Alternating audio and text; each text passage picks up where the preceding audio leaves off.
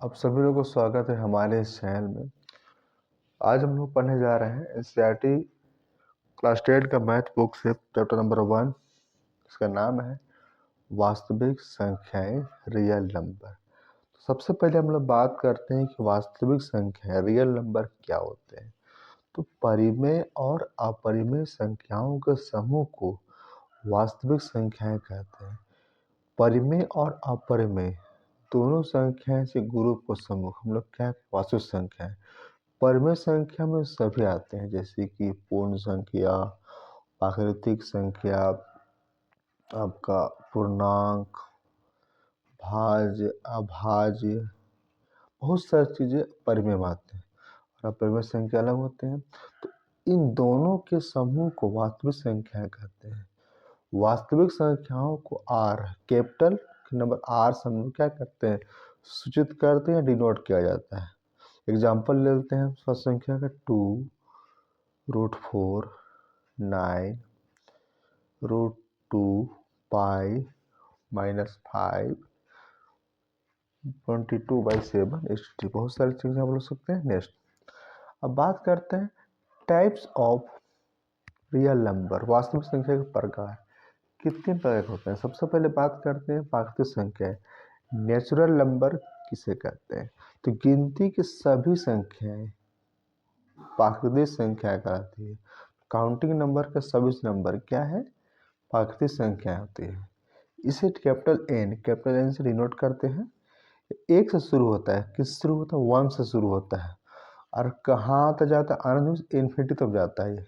शुरुआत कितना होता है, 1 से जाता है कहाँ तक है, अनंत तक, इन्फिनिटी तक जाता है। एग्जाम्पल के लिए अब कैपिटल 1 से नोट करते हैं उसको, 1 2 3 अनंत तक जाएगा, ये लास्ट तक कभी खत्म नहीं होगा ना। नेक्स्ट है पूर्ण संख्या। प्राकृतिक संख्याओं के समूह में प्राकृतिक संख्याओं के समूह में अगर जीरो को भी शामिल कर दो, प्राकृतिक संख्या 1 शुरू होता है, उसमें अगर हम 0 ऐड कर दें तो क्या बन जाएगा, वो पूर्ण संख्या हो जाएगा। इसे डब्लू से सूचित किया जाता है। किसको, पूर्ण संख्या को डब्लू से डिनोट किया जाता है। यह 0 से शुरू होता है, पूर्ण संख्या 0 से शुरू होता है और अनंत तक जाता है, इन्फिनिटी जाता है। 0 1 2 3 4 dash dot dot dot infinity, अनंत तक जाएगा। नेक्स्ट आगे हम लोग बात कर लेते हैं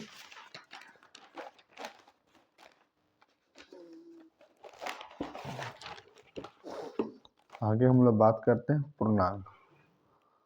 पर हम लोग बात करते हैं पूर्णांक। सभी धनात्मक और ऋणात्मक पूर्ण संख्याएं, ध्यान दिए क्या बोल रहा है, पूर्ण संख्या, उसमें 0 आ सकता है। सभी धनात्मक मीन पॉजिटिव और यहाँ तो नेगेटिव पूर्ण संख्याएं, positive and negative whole number क्या होते हैं, पूर्णांक संख्या होते हैं। इसे आई से सूचित किया जाता है। आई मीन्स इंटीजर्स कहते हैं, नोट किया जाता है। एग्जाम्पल के देखिए मैंने लिखे हैं -3, -2, -7 क्या है, ऋणात्मक पूर्णांक मीन्स नेगेटिव इंटीजर्स है। 0 क्या है, उदासीन पूर्णांक है। +1, +2, +3 क्या है, धनात्मक पूर्णांक, पॉजिटिव इंटीजर्स है।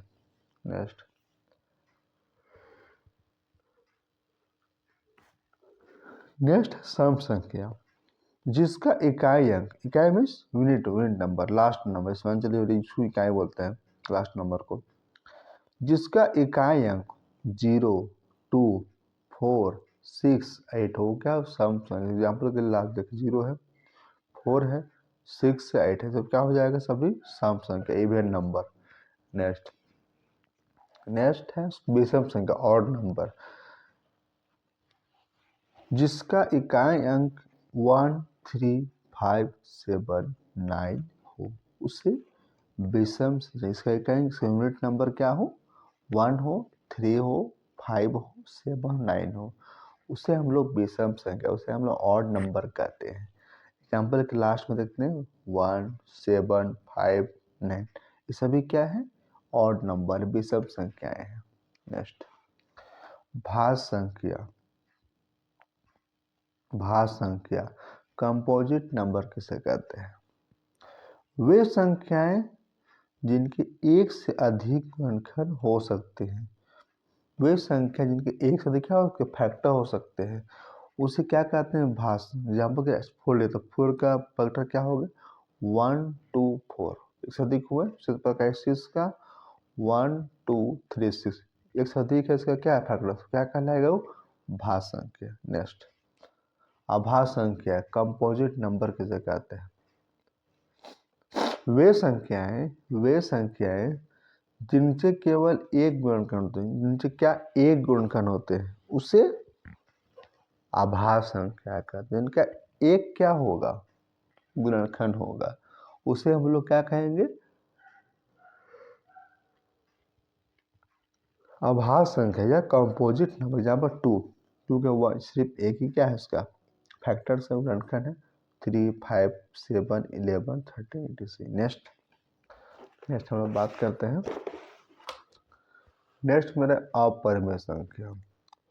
वे संख्याएं जिन्हें p/q के रूप में नहीं लिखा, जिन्हें हम बट्टा p/q के रूप में नहीं लिख सकते हैं, उससे हम लोग क्या कहते हैं? अपरिमेय संख्या का। एग्जाम्पल के लिए √5, √2, √5, 2 + √3 पाई, 4 सब भी क्या है? अपरिमेय, इनरेशनल नंबर है सब।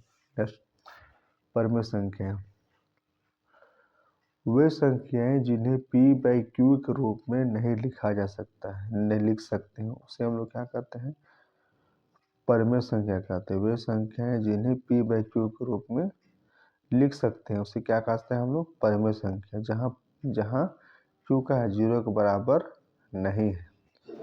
एग्जाम्पल देखिए 3/2, 5/2, √9, √4 etc। एग्जाम्पल में क्या है? 3/2, 5/2, √9, √4 etc। नेक्स्ट, सअभाज्य संख्याएं को कंपोजिट नंबर क्या होते हैं? ऐसी दो संख्याओं का युग्म, जोड़ा पेयर, ऐसी दो संख्याओं का युग्म जिनका एचसीएफ क्या हो? एक हो, उसे सअभाज्य संख्याएं कहते हैं। ऐसी दो संख्या, ऐसी दो नंबर जो युग्म है, जो पेयर है, जिनका एचसीएफ क्या होगा? शायद कौन फैक्टर 1 हो, उसे हम लोग क्या बोलते हैं? सअभाज्य संख्याएं का। एग्जाम्पल के लिए 5 9, 13 16 etc। बहुत से नंबर हो सकते हैं जिसका बीच में 1 ही क्या होंगे? एचसीएफ होगा। कुछ इंपॉर्टेंट फॉर्मूला देख लीजिए एचसीएफ एलसीएम का। ए एंड बी आपको दिया हुआ है, और एचसीएफ एलसीएम क्या होंगे? ए और बी क्या हो? एक पूर्णांक, ये दोनों पूर्णांक है। अगर एचसीएफ दिया है तो एलसीएम निकल जाएगा, एलसीएम दिया है तो एचसीएफ निकल जाएगा। नेक्स्ट, हम लोग अब शुरुआत करते हैं एक्सरसाइज 1.1। तो एक्सरसाइज 1 हम लोग शुरू करते हैं।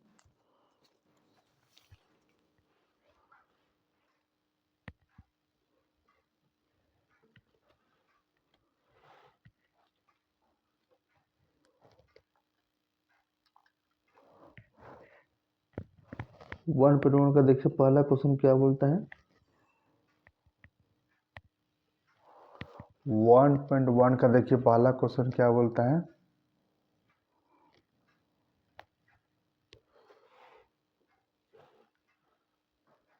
पहला क्वेश्चन क्या बोलता है? निम्नलिखित संख्याओं को अभाज्य गुणनखंडों के गुणनफल के रूप में क्या करना है? व्यक्त करना है। क्या करना है? व्यक्त करना है। नेक्स्ट, सुन क्या बोल रहा है? निम्नलिखित संख्याओं को अभाज्य गुणनखंडों के गुणनफल के रूप में क्या करना है? व्यक्त करना है। तो अभाज्य गुणनखंड इसके द्वारा हमको उसे क्या करना है? फैक्टर्स निकालना है, गुणनखंड निकालना है। तो निकालते हैं हम लोग 140 हम लोग अभाज्य गुणन करते हैं। 2 7 जा 14, 0, 2 3 जा 6, 2 5 जा 10, 5 7 जा 35, तो इससे हो जाएगा, इसलिए 140 का अभाज्य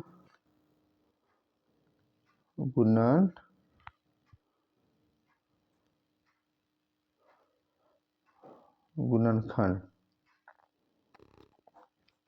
क्या हो जाएगा?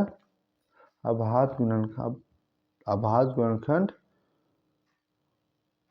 का गुणनफल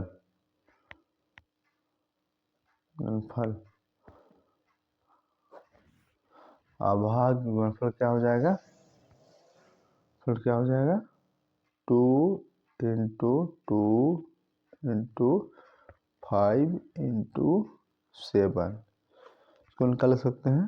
2 का स्क्वायर इंटू 5 इंटू 7, आंसर।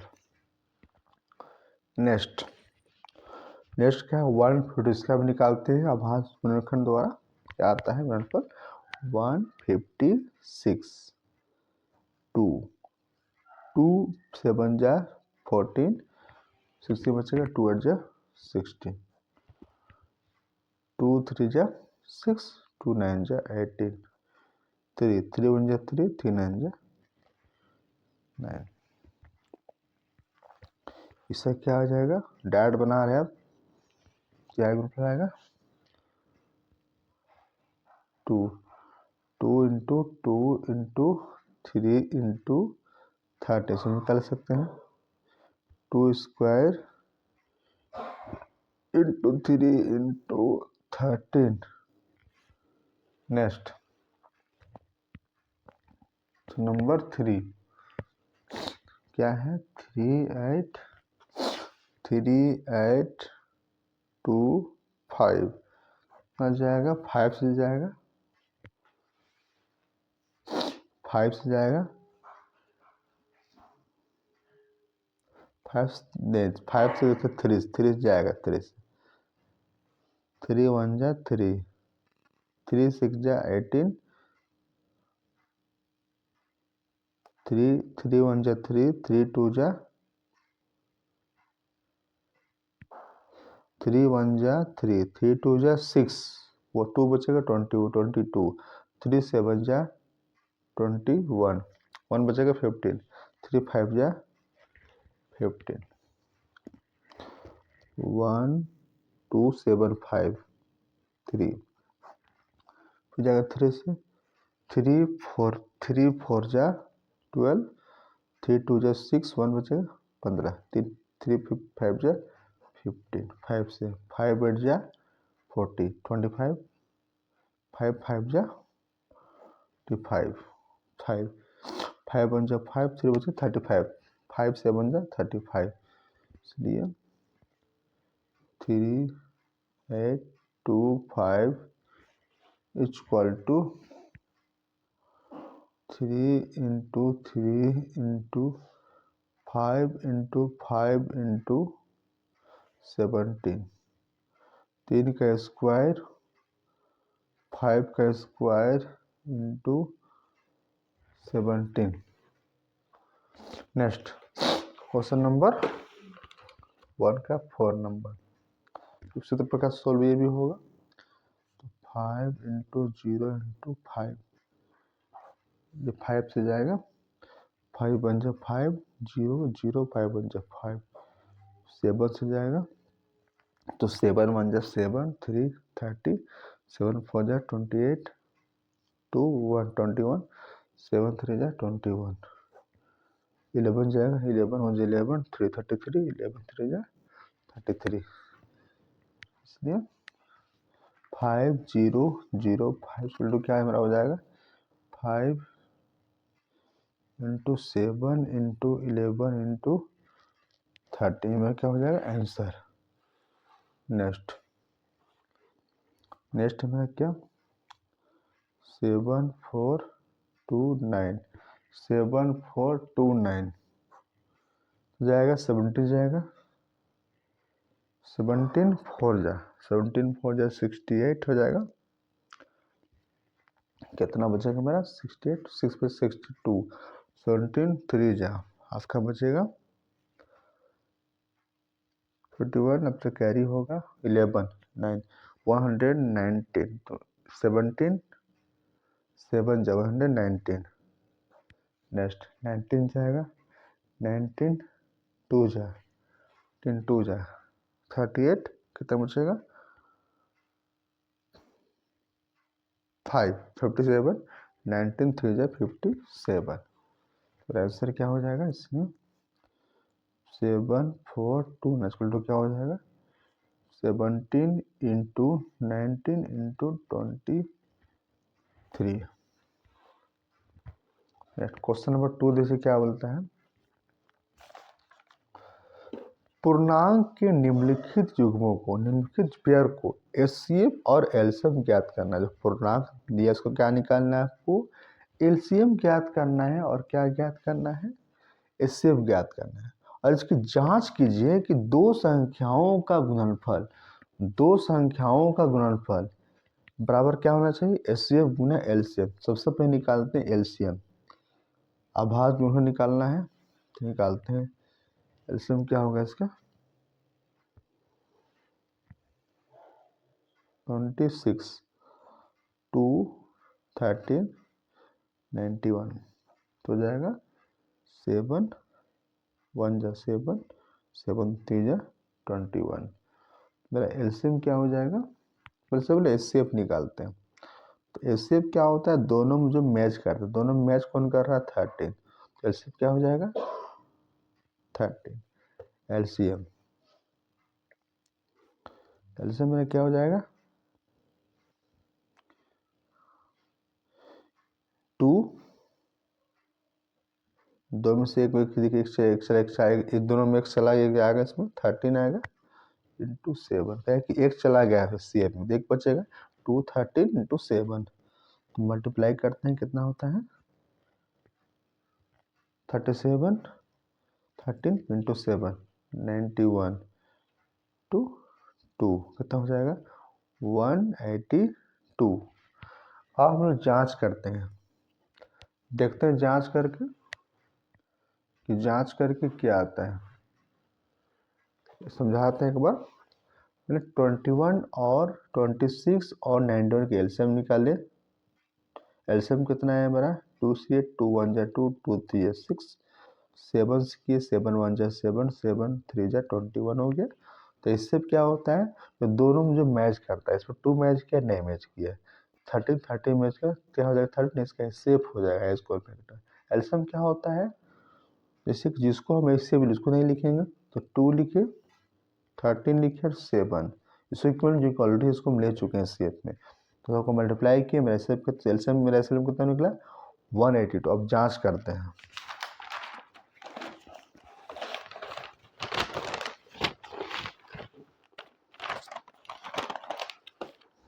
जैसे हम जांच के देखते हैं कितना आता है। तो जांच का फॉर्मूला पहले आपको बता चुके हैं क्या होता है, ए इंटू बी इंटू एचसीएफ गुना एलसीएम, एचसीएफ गुना एलसीएफ। ए मेरा कितना था 26 इंटू बी कितना था 91, एचसीएफ कितना था 13, एलसीएम कितना आया था 182। मल्टीप्लाई करते हैं तो मेरा कितना आएगा,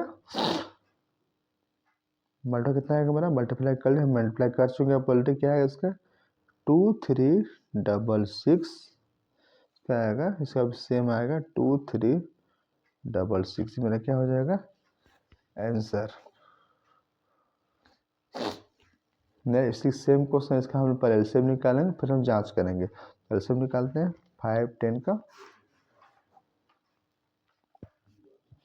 कितना नंबर 2 से जाएगा 2 1 जा 2 11 2 5 जा 10 10 2 5 जा 10, अब 3 जाएगा, ये 3 8 जा 24 1 15 3 5 जा 15, फिर मेरा जाएगा 5 से 5 1 जा 5 3 5 7 जा 35। नेक्स्ट 2 को निकालते हैं हम, टू क्या आता है, 2 से आएगा 2 1 2 4 जा 8 1 12 2 6 जा 12, फिर 2 से 2 2 2 जा 4 2 3 जा 6। क्या निकालते हैं, एसएफ निकालते हैं पहले, दोनों में देखते हैं क्या मैच कर रहा है। 2 मैच किया तो लिख दिया, अब कोई मैच नहीं कर रहा है तो एसएफ मेरा क्या हो जाएगा 2। अब निकालते एलसीएम मेरा क्या होगा, इसको तो लिख चुके, इसको लिखे तो क्या बच गया मेरा 3 इंटू 5 इंटू 70 इंटू 2 का स्क्वायर इंटू 23। सॉल्व करिएगा तो कितना मेरा आएगा आंसर 2 3 4 6। आपको टाइम बचाने के लिए ऑलरेडी पहले हम कैलकुलेशन करके लिख चुके हैं, आप इसको मल्टीप्लाई कर लीजिएगा। नेक्स्ट जांच करते हैं, जांच क्या आएगा A into B into S C F ना एलसीएम। ए इंटू बी कितना था 5 10 इंटू 92 कल टू एस कितना आया था मेरा 2, और एलसीएम क्या आया था 2 3 4 6 0। आंसर मेरा क्या आएगा 4 6 9 2 0 4 6 9 2 0। क्या मेरा answer. Question number 3, question number देखिए 3, देखिए 3 क्या बोलता है, सेम क्वेश्चन है, इसके वाले सेल निकाल तो जांच करते हैं। 3 3 6 जाएगा 2 1 जा 2 13 2 6 जा 12 1 16 2 8 जा 16 2 8 जा 16 2 4 जा 8 2 4 जा 8 2 2 जा 4 2 2 जा 1 2 2 जा 4 2 2 2 2 1 3 7 जा 21।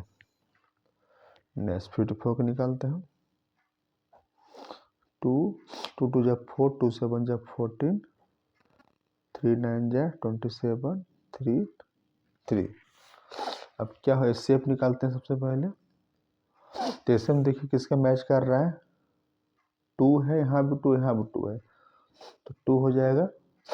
तो कौन मैच कर रहा है 3 मैच कर रहा है, तो हम लोग 3 को लिखते हैं। तो मैच किसको लिखते हैं हम लोग 3 2 3 6। तो मेरा ऐसे का 6 जो लिखा उसको राउंड कर देगा, आसानी है, उसको आपको नहीं लिखना है। ये 2 लिख चुके हैं, ये दोनों को हटा दीजिए, बाकी सबको लिखिए, एलसीएम हो जाएगा वो। तो लिखिए 2 का क्यूब 1 2 3 4 2 का 4 1 2 3 4 2 4 टाइम आएगा इंटू 1 2 3 3 का क्यूब इंटू 7 लिख सकते हैं इसमें 16 इंटू 27 इंटू 7 मेरा कितना आएगा 3024। ये मेरा क्या आएगा एलसीएम। अब जांच करते हैं,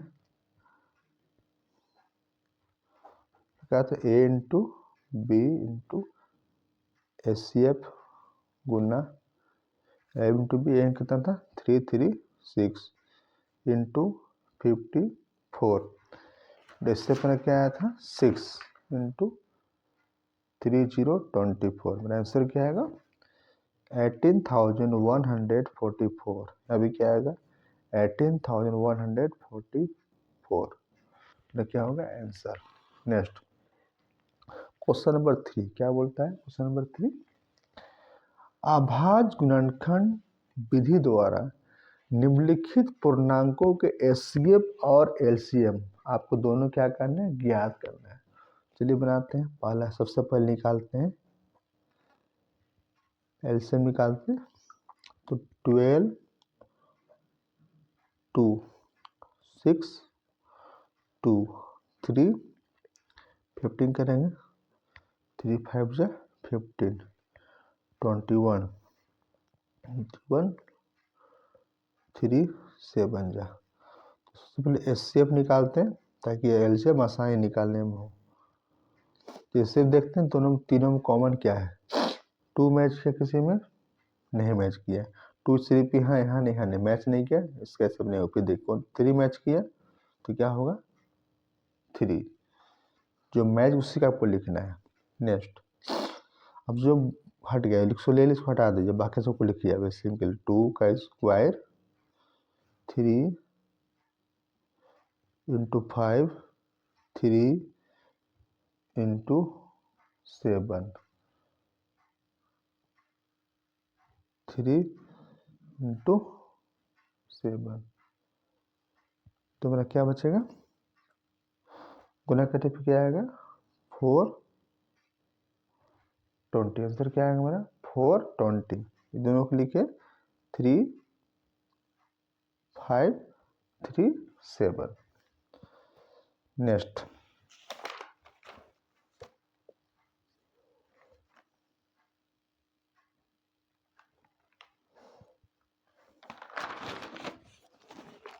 देखिए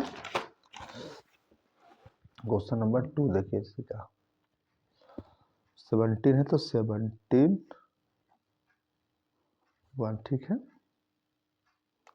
फिर मेरा है 23 तो 23 1 29 29 1, एक पॉइंट टाइम हो जाएगा। तो एचसीएफ देखिए तीनों में क्या मैच कर रहा है, तीनों मैच में क्या कर रहा है 1 1, तो एचसीएफ क्या हो जाएगा 1। एलसीएम तो 17 इंटू 23 इंटू 29, 17 23 29, सर क्या आएगा इसका 11,339, क्या आएगा 11,339। नेक्स्ट देखिए इसका भी निकालते हैं हम लोग। 8 का 8 2 4 जा 8 2 2 जा 4 9 3 3 जा 9 25 5 5 जा 1 5 5 जा 1 3 1 2 1। तो इससे क्या आएगा, तीनों मैच क्या कर रहा है, तीनों ने मैच क्या कर रहा है, तीनों मैच क्या कर रहा है। तो इससे क्या हो जाएगा एस सी एफ, मेरा क्या हो जाएगा तीनों मैच क्या कर रहा है 1 1 1, ये सब क्या हो जाएगा 1। एलसीएम क्या हो जाएगा, सबको लिख दीजिए 2 का क्यूब इंटू 3 का स्क्वायर इंटू 5 का स्क्वायर, मेरा क्या हो जाएगा 8 इंटू 9 इंटू 25, मेरा आंसर क्या हो जाएगा 1800। नेक्स्ट क्वेश्चन नंबर 4 क्या बोलता है, आपको एचसीएफ 2 नंबर का दिया हुआ, 2 नंबर कौन है 306657, दिया 9 दिया हुआ, आपको एलसीएम इन दोनों से ज्ञात करना है। तो सिंपल क्वेश्चन है, पहले बता चुके हैं, दो संख्याओं का गुणनफल इंटू एचसीएफ गुना एलसीएम फॉर्मूला से बनेगा।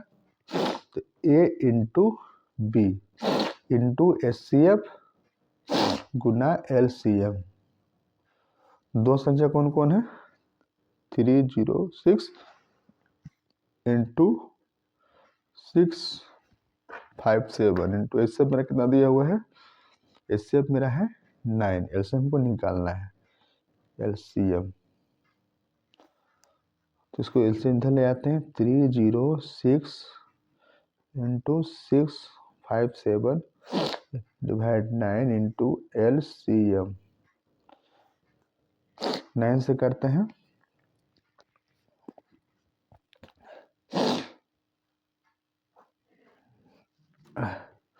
हो जाएगा 9 से 9 9 5 जा 45 9 6 जा 54 9 7 जा 63 2 बचेगा 27 9 थे 27, तो 306 इंटू 33 टू एलसीएम, तो मेरा इसीलिए मेरा एलसीएम क्या हो जाएगा, गुना करने पे क्या हो जाएगा मेरा 22,338, 22,000 गुना करने पे क्या है, दोनों गुना करके आएगा 22,038 838 आंसर। अब क्वेश्चन नंबर देखिए 5 क्या बोलता है। क्वेश्चन नंबर 5 देखिए क्या बोलता है।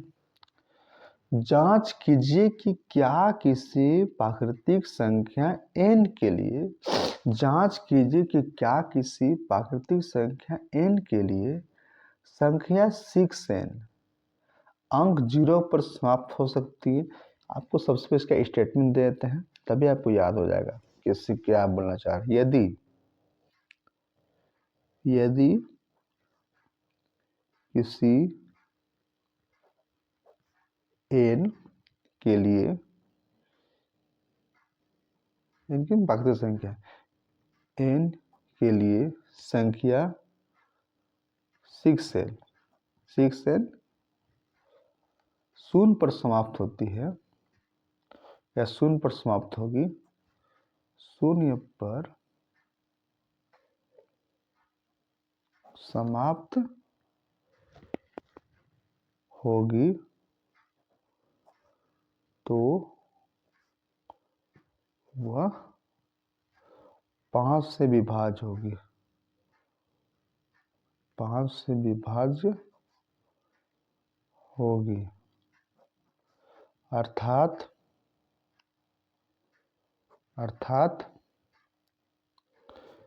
6n के अभाज्य गुणनखंड में, किसके गुणनखंड में? 6n के अभाज्य गुणनखंड में, यानी कि अभाज्य गुणन खंडन में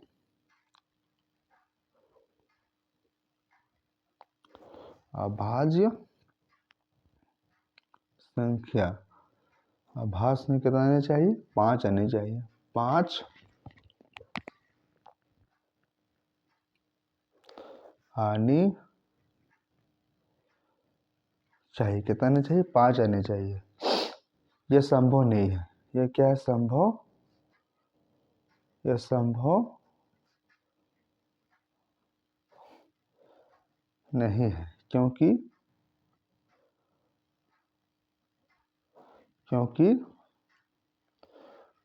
6n इंटू 2 का पावर 3n है। कितना है? 2 का पावर 3n है। केवल इसी कारण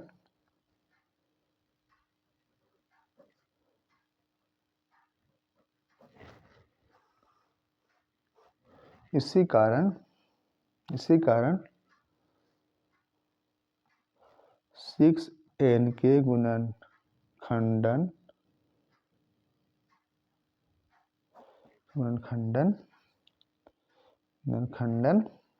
में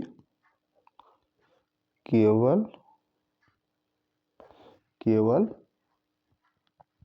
अभाज्य संख्या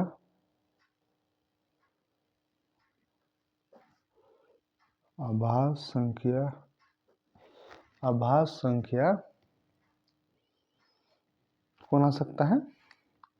2 और 3। क्या आ सकता है? 2 और 3। 2 और 3 ही आ सकती है। 2 और 3 ही आ सकती है,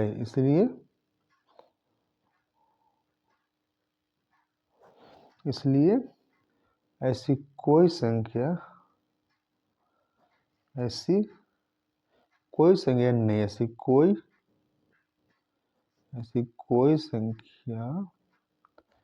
कोई संख्या n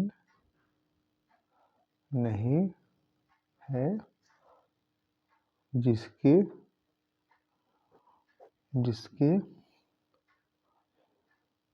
लिए 6n अंक 0 पर समाप्त होगी। 0 पर समाप्त होगी। क्वेश्चन क्या सोचना होता है? एक बार जांच कीजिए कि क्या किसी प्राकृतिक संख्या, वैसे 1 2 3 4 फिर तक n के लिए क्या है? n कोई नंबर, n कुछ नंबर बैठा देंगे। n के लिए संख्या 6n अंक पर 0 पर समाप्त हो सकती है। जैसे तो क्या हमने लिखा, यदि किसी n के लिए संख्या 6n 0 पर समाप्त हो तो 5 से विभाज्य होगा, 5 से विभाज्य होगा। अर्थात 6n के अभाज्य अनुखंड में अभाज्य संख्या 5 आनी चाहिए, मतलब 5 आनी चाहिए, 5 विभाज्य होगा तो यह संभव नहीं है। क्यों संभव नहीं है? क्योंकि 6n = 2^3n है। इसी कारण 6n के गुणनखंडन में केवल अभाज्य संख्या 2 और 3 ही आ सकती है। इसलिए ऐसी कोई संख्या n नहीं है इसके लिए 6n अंक 0 पर समाप्त होगी। नेक्स्ट क्वेश्चन नंबर 6 देखिए क्या बोलते हैं।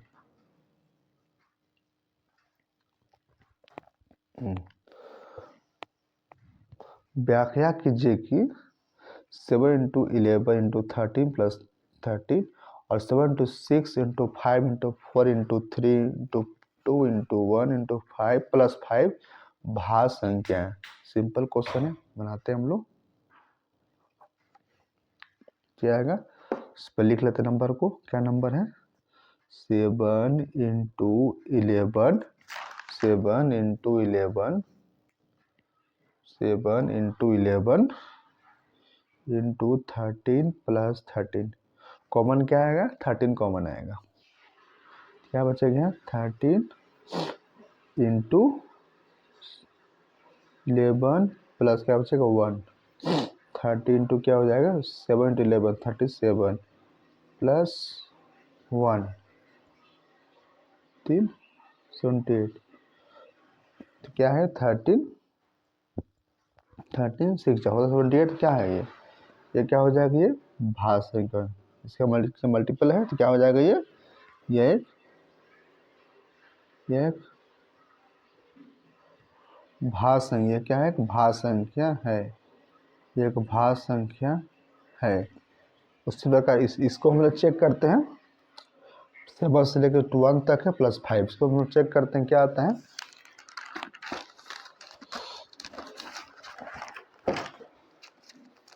देखिए क्या आता है। कितना मेरा है? 7 × 6 × 5 × 4 × 3 × 2 × 1 + 5। कॉमन क्या आ रहा है इसमें? 5 कॉमन आ रहा था, 5 लेते हैं कॉमन। और क्या बचेगा? 7 × 6 × 4 5 ले लिए × 3 × 2 × 1 + 5 ले लिए, 1 बचेगा। तो 5 × सॉल्व करेंगे क्या आएगा मेरा?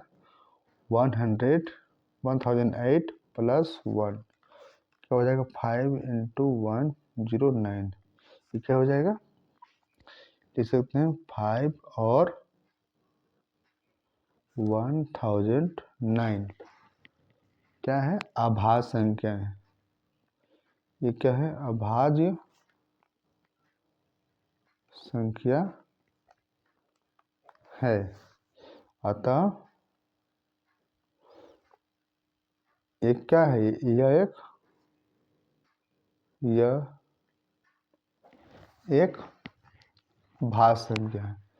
ये क्या है? भाज्य संख्या है। भाज्य संख्या है। नेक्स्ट क्वेश्चन नंबर देखिए 7। किसी खेल के मैदान के चारों ओर एक वृत्ताकार पथ है। इस मैदान के एक चक्कर लगाने में सोनिया को 18 मिनट लगते हैं, जबकि इसी मैदान के एक चक्कर लगाने में रवि को 12 मिनट लगते। सोनिया को 18 मिनट चक्कर लगाने में लग रहा है, उसी को रवि को चक्कर लगाने में 12 मिनट लग रहे हैं। मान लीजिए कि वे दोनों एक ही स्थान पे और एक ही समय पर चलना शुरू करते हैं, तो कितने समय बाद वे पुनः प्रारंभिक स्थान से मिलेंगे? जब भी ऐसा क्वेश्चन आए तो सबसे पहले इसका एलसीएम निकाल लीजिए।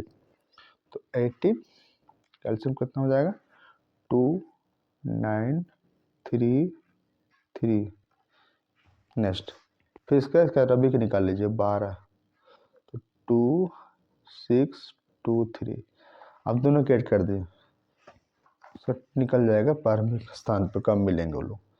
देखिए LCM सिम क्या हो जाएगा? 2 का पावर क्यूब 3 का क्यूब 3 का स्क्वायर। तो क्या हो जाएगा मेरा? 2 का क्यूब और 3 का भी क्यूब आ रहा है, 2 क्यूब 3 का भी क्यूब आ रहा है मेरा, कितना हो जाएगा, मल्टीप्लाई कीजिए कितना आ रहा है, एक्सरसाइज कितना है 2.1.1 मेरा आ जाएगा, कितना आ जाएगा 30, 2 3 जा 6 मेरा हो जाएगा मेरा 36। कैसे कॉमन मेरा आएगा, 3 चला जाएगा कॉमन आ जाएगा इसमें, तो कितना हो जाएगा 36 आंसर।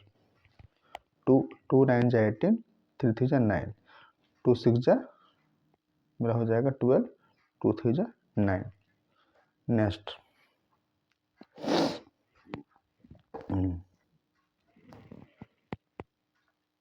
क्वेश्चन नंबर 7 क्या बोलता है, किसी खेल के मैदान के चारों ओर एक वृत्ताकार पथ है, इस मैदान का एक चक्कर लगाने में सोनिया को 18 मिनट लगते हैं, जबकि इसी मैदान का एक चक्कर लगाने में रवि को 12 मिनट लगते हैं, सोनिया को 18 मिनट लग रहे हैं, जबकि रवि को 12 मिनट लगते हैं। मान लीजिए वे दोनों एक ही स्थान पर और एक ही समय पर चलना प्रारंभ करते हैं, एक ही स्थान पर चलना शुरू कर रहे हैं लोग और एक ही दिशा में चलते हैं, तो कितने समय बाद वे पुनः प्रारंभिक स्थान से मिलेंगे। तो हम लोग सेल्सियम निकालते हैं, क्या निकलेगा 2 8 2 9 जा 18, 3 3 जा 9, 2 6 जा 12, 2 3 जा 6। तो नेक्स्ट बात करते हैं हम लोग, दोनों में कॉमन क्या है, 2 कॉमन है और 3 कॉमन, दोनों हट जाएगा तो क्या बचेगा मेरा 2 का स्क्वायर और 3 का स्क्वायर, कितना होगा मेरा 2 का स्क्वायर 4 और 3 का स्क्वायर 9, तो 9 पर कितना होगा 36, का हो जाएगा आंसर। 36 का आंसर। 30 मिनट बाद क्या होगा, वो लोग दोनों की जगह मिल जाएंगे।